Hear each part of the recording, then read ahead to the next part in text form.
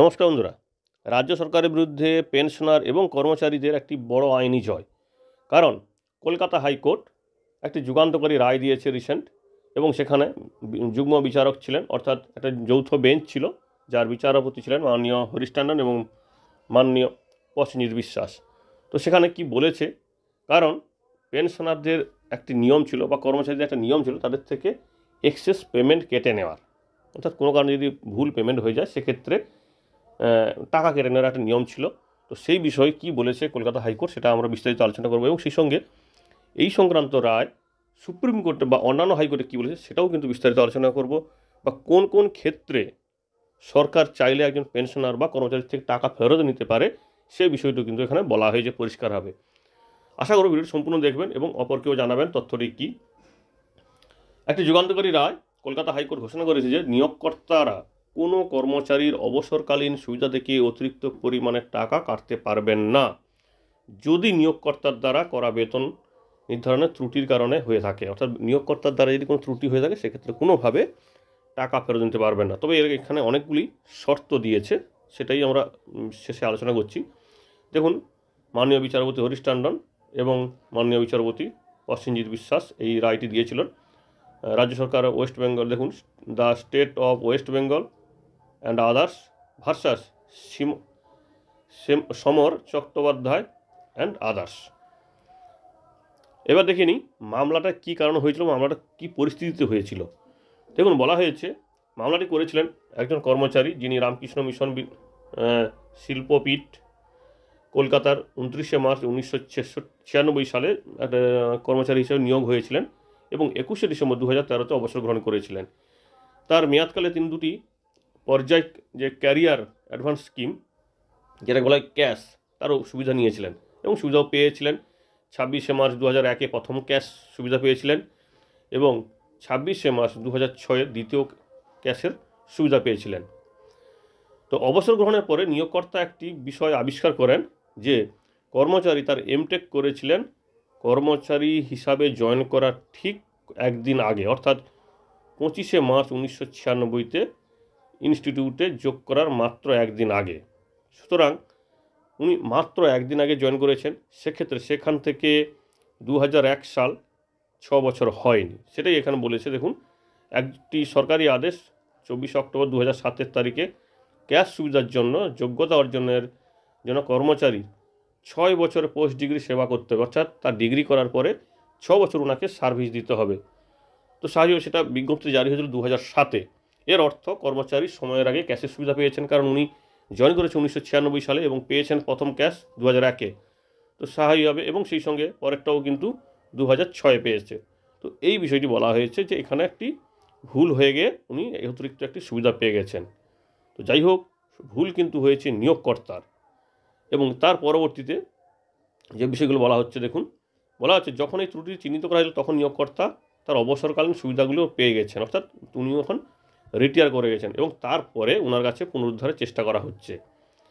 তো সেক্ষেত্রে আইনি প্রক্রিয়া এবং মূল রায়টা কী হলো, দেখুন, বলেছে কর্মচারী একটি রিট পিটিশন দায়ের করে পুনরুদ্ধারকে পদক্ষেপকে চ্যালেঞ্জ করে, এবং সেক্ষেত্রে সিঙ্গেল বেঞ্চে এই বিষয়টি প্রথম ওঠে এবং সেখানে কর্মচারীর পক্ষে কিন্তু বিচারক রায় দেয় যে না, এইরকম কোনো অর্থ পুনরুদ্ধার করা যাবে না। পরবর্তীতে রাজ্য সরকার এবং ওই সংস্থা ডিভিশন বেঞ্চে যায় এবং ডিভিশন বেঞ্চে মাননীয় বিচারপতি হরিশ টন্ডন এবং প্রসেনজিৎ বিশ্বাস সিঙ্গেল বেঞ্চের যে রায় ছিল সেটাকেই কিন্তু বহাল রাখে। এবং আদালতের মূল যে পর্যবেক্ষণ বলা হচ্ছে যে অতিরিক্ত অর্থ প্রদান শুধুমাত্র নিয়োগকর্তার ভুলের কারণে হয়েছে, কোনোভাবে কিন্তু কর্মচারী কোনোভাবে ফ্রড করেনি, কর্মচারী দ্বারা কোনোভাবে প্রতারণা বা ভুল উপস্থাপনের কারণে এই ভুল যে পেমেন্টটা হয়নি। নিয়োগকর্তারা প্রশাসনিক ত্রুটির জন্য কর্মচারীকে শাস্তি দিতে পারে না, কারণ নিয়োগকর্তার নিজের দোষ এটা।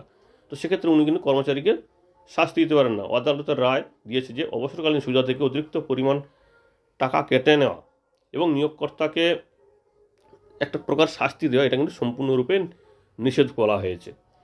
এবং সেই সঙ্গে বলা হয়েছে এই যে টাকাটি দেওয়া হয়েছে, অর্থাৎ এই যে এক্সেস পেমেন্টটা দেওয়া হয়েছে, তো সেই এক্সেস পেমেন্টটা না ওই কর্মচারী অর্থাৎ যিনি অবসর নিয়েছেন বা যিনি দিয়েছেন ওনার, এক্ষেত্রে যদি দেখা যেত যে কেউ একজন ফ্রড করেছে সেক্ষেত্রে ফেরত নেওয়ার কোনো ব্যবস্থা থাকতো বা আইনিভাবে করা যেত। কিন্তু এখানে দেখা যাচ্ছে যে সম্পূর্ণরূপে একটি ভুল সিদ্ধান্তের কারণে বা অজ্ঞাতে এই ভুলটি হয়ে গেছে বা এই অবস্থাটা পৌঁছেছে। তো সেক্ষেত্রে এখানে কিন্তু কোনোভাবে টাকা নেওয়া যায় না। এবং সেখানে বলেছে আরও বিভিন্ন কারণ হতে পারে, যদি দেখা যায় যে দুজনের এখানটায় মিস্টেক হয়েছে, বা অনেক ক্ষেত্রে দেখা যায় আইন নেই, ওইরকম কোনো আইনই নেই, তিনি টাকা পেয়ে গেছেন, সেক্ষেত্রে দুজনের মধ্যে মিউচুয়ালি টাকা ফেরত নেওয়া যেতে পারে। কিন্তু এখানে দেখা যাচ্ছে কোনোভাবে কর্মচারী কোনোভাবে দোষ করেনি, বা উনি কোনো ফ্রড করেননি, বা কোনোভাবে ভুল তথ্য দেননি বা ডকুমেন্টস দেননি। তো সেক্ষেত্রে এই ধরনের টাকা নেওয়াটা, রিকভারি করাটা মানে আইনিভাবে ঠিক নয়, বা হিউম্যানিটি হিসাবে অর্থাৎ মানবতার দিক দিয়েও কিন্তু জিনিসটা ঠিক নয়। এবং তার পরবর্তীতে কী কী বলেছে দেখুন, কোন কোন ক্ষেত্রে এই রিকভারি করা যাবে না। বলেছে ক্লাস 3 এবং ক্লাস 4 অর্থাৎ গ্রুপ সি এবং গ্রুপ ডির যদি কর্মচারী হয়ে থাকে সেক্ষেত্রে কোনোভাবে এই রিকভারি করা যাবে না, কারণ এটা কোনোভাবে এটা সমর্থন করা যায় না। দ্বিতীয়ত বলছে recovery from the retired employees or the employee, অর্থাৎ যিনি চাকরি করছে মানে যারা হচ্ছে রিটায়ার করে গেছেন যে সমস্ত কর্মচারী বা কর্মচারীগণ, এখানে কিন্তু দেখুন বলেছে কর্মচারীগণ, হু আর ডিউ টু রিটায়ার উইথিন 1 ইয়ার, অর্থাৎ যেদিন অর্ডারটা জারি করা হয়েছে রিকভারি করার টাকা রিকভারি করার অর্ডার জারি করেছে তার 1 বছরের মধ্যে উনি রিটায়ার করবেন। তো সেক্ষেত্রে কিন্তু কোনোভাবে টাকা এক্সেস রিটায়ার মানে টাকা নেওয়া যাবে না।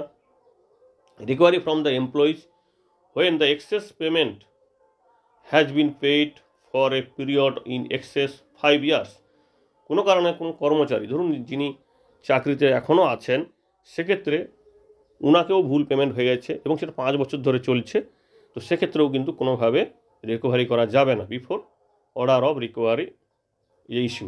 অর্থাৎ 5 বছর হয়ে গেছে, 5 বছর ধরে তা ওনাকে ধরুন পেমেন্ট করা হয়েছে, তো সেক্ষেত্রে কিন্তু মানে পেমেন্ট যখন হয়ে গেছে এবং অর্ডার জারি হয়েছে তার বিফোর 5 বছর আগে, তো এই ক্ষেত্রে কোনোভাবে পেমেন্টটা রিকভারি করা যাবে না। এবং এছাড়া আরও যে বিষয়গুলো বলেছে যে আর যে পয়েন্টগুলো বলেছে দেখুন, recovery in case where an employees are wrongfully been required to discharge duties of a higher post, তো কোনোভাবে তিনি ভুল কারণে বা ভুল নিয়মের কারণে তিনি হায়ার পোস্টে চলে গেছেন, সেক্ষেত্রেও কিন্তু কোনোভাবে টাকা ফেরত নেওয়া যাবে না। এবং এছাড়া অন্যান্য কেস যেগুলো বিভিন্ন কোর্ট অর্ডার করেছে যে সমস্ত কেসে টাকা নেওয়া যাবে না সেগুলোও কিন্তু এখানটায় লাগু থাকবে। এবার দেখিনি অন্যান্য হাইকোর্ট বা সুপ্রিম কোর্ট কী বলেছে। চণ্ডীপ্রসাদ ইউনিয়ন এবং আদার্সের মামলা যেখানে উত্তরাখণ্ড রাজ্য সরকার ছিল সেখানেও সুপ্রিম কোর্ট বলেছিল যদি কোনো আইন ছাড়াই কর্মচারীকে টাকা দেওয়া হয়, ধরুন যেখানে টাকা দেওয়া হয়েছে কোনো আইন নেই, অবৈধভাবে টাকা দেয়, সেক্ষেত্রে টাকাটা ফেরত নেওয়া যেতে পারে। কিন্তু যদি দেখা যায় যে উনি আইনিভাবে টাকা পেয়েছেন এবং সেটা ভুল নিয়মের কারণে বা ভুল কারোর একটা কারণে টাকাটা দেওয়া হয়েছে, সেক্ষেত্রে কিন্তু তার কাছ থেকে কোনো ফেরত নেওয়া যাবে না। পাঞ্জাব সরকারের কাছে আরেকটি এরকম একটি সমস্যা উদ্ভাবন হয়েছিল, সেখানেও কিন্তু সুপ্রিম কোর্ট বলেছিল যে নিয়োগদাতার দ্বারা এই যে পুনরুদ্ধার করা হচ্ছে, যেটা অবশ্যই কর্মচারী বা পেনশনারকে খুব চরম কষ্টের মধ্যে ফেলছে, সেক্ষেত্রেও কিন্তু কোনোভাবে টাকা ফেরত নেওয়া যাবে না। এছাড়া শ্যামবাবু ভার্মা এবং ভারত সরকারের বিরুদ্ধে যে একটি কেস হয়েছিল সেখানেও কিন্তু এই রকমের সুপ্রিম কোর্ট বলেছিল যে ভুল নির্ধারণের কারণে অবসরকালীন সুবিধা যখন ভুল নির্ধারণ করা হয়, হিসাব করা ঠিক হয়নি, সেক্ষেত্রেও কিন্তু এই টাকা ফেরত নেওয়া যাবে না। পাঞ্জাব এবং হরিয়ানা হাইকোর্টেও এরকম একটি রায় হয়েছিল, সেখানেও কিন্তু একই বিষয় বলা হয়েছিল যে এইরকম একটি টাকা ফেরত নেওয়ার বিষয়, যেখানে সুপ্রিম কোর্টও পরে সেই মানে কেসের পরিপ্রেক্ষিতে বলেছে যে এইরকমভাবে কোনো টাকা ফেরত নেওয়া যাবে না বা রাজ্য সরকার এইভাবে টাকা নিতে পারে না। তো কলকাতা হাইকোর্টের রায়ও কিন্তু সেই একই পথে এগিয়েছে। আশা করি সবার জন্য এই নিয়মটি লাগু হবে, কারণ ওখানটায় রায়ে কিন্তু বলা হয়েছে এমপ্লয়ি অ্যান্ড অর এমপ্লয়িজ, তো সবার জন্য এই নিয়মটি লাগু হবে যে এক্সেস পেমেন্ট কী কী কারণে নেওয়া যেতে পারে বা কী কী কারণে নেওয়া যেতে পারে না। আশা করি তথ্যটি আপনাদের ভালো লাগবে। ধন্যবাদ।